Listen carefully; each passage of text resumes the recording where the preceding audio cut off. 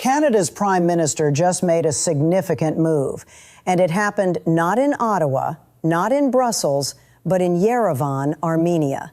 On May 4th, Mark Carney sat down with Ukrainian President Volodymyr Zelensky on the sidelines of the 8th European Political Community Summit, and he arrived with a concrete commitment: an additional approximately 270 million Canadian dollars, which equals 200 million US dollars, directed toward critical military capabilities sourced from the NATO Prioritized Ukraine Requirements List, known as PEARL.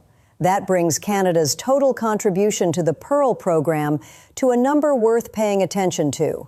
This new pledge brings Canada's total support for the PEARL program to more than 830 million US dollars. Now, before we go further, let me give you a quick read on what this summit actually was and why it matters that Canada was there at all. The European Political Community is a forum that brings together the leaders of European nations to discuss security, stability, and geopolitical direction. It is not a NATO meeting, and it is not an EU session. It is something more informal but still substantive. This particular summit, held under the theme Building the Future, Unity and Stability in Europe, brought together 48 heads of state and government. And for the first time, a non-European country was participating: Canada, represented by Prime Minister Mark Carney. That detail is not a footnote.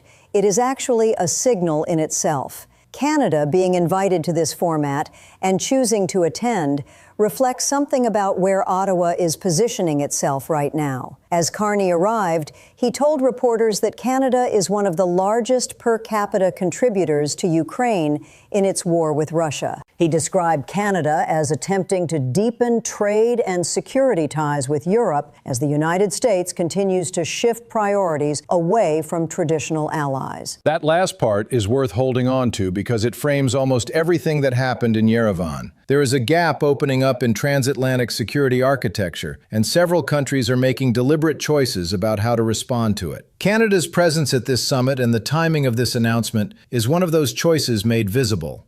Here's where things become more complex. The PEARL program itself is not a simple aid transfer. Launched in August 2025, the PEARL initiative addresses Ukraine's most urgent military needs by sourcing critical capabilities that the United States can provide in greater volumes than Europe and Canada alone, such as air defense, ammunition, and other critical equipment. In other words, the mechanism works by having allied nations fund purchases of American-made weapons specifically identified by Ukraine as urgent requirements.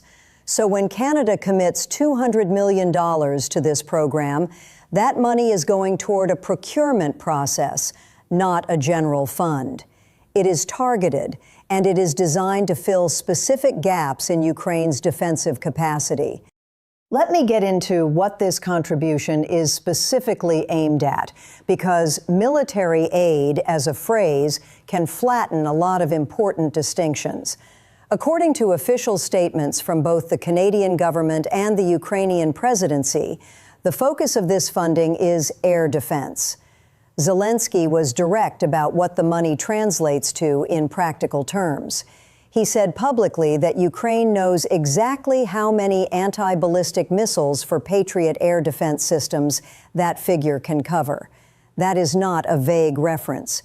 Patriot interceptors are among the most expensive and most critical components of Ukraine's current defensive posture against Russian ballistic missile strikes. The broader Washington format meeting that took place on the sidelines of the summit reinforced this priority.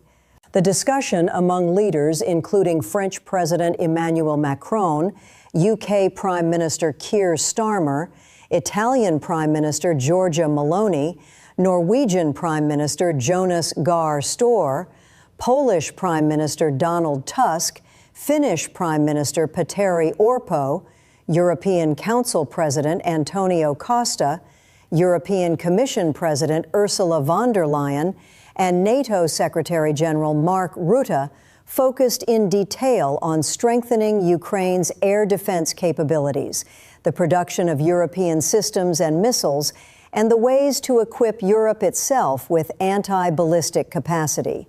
Rutte confirmed during the meeting that deliveries of anti-ballistic missiles to Ukraine are continuing in line with previous agreements.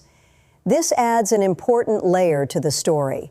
The conversation in Yerevan was not purely about Ukraine's immediate battlefield needs. It was also about Europe building its own long-term capacity to respond to ballistic threats. Zelensky made the point explicitly. Europe must have its own capability to answer this kind of threat, and it cannot rely indefinitely on external supply chains.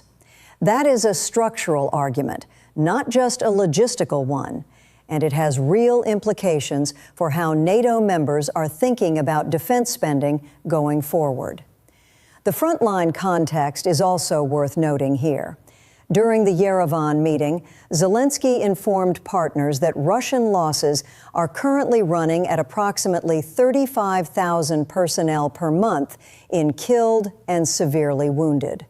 All partner nations present acknowledge that Ukraine's battlefield positions are now significantly stronger than they were in previous periods. That assessment, coming from the leaders in the room rather than just Kyiv, suggests a degree of cautious optimism about Ukraine's defensive capacity, even as the need for sustained material support remains urgent. What stands out here is that Canada's contribution is arriving at a moment when the broader Pearl program is expanding. 3 additional countries joined the Pearl initiative during an informal EU summit in late April, and further contributions from other nations are expected in the coming weeks following Yerevan. The $200 million from Canada is part of a larger momentum, not a standalone gesture.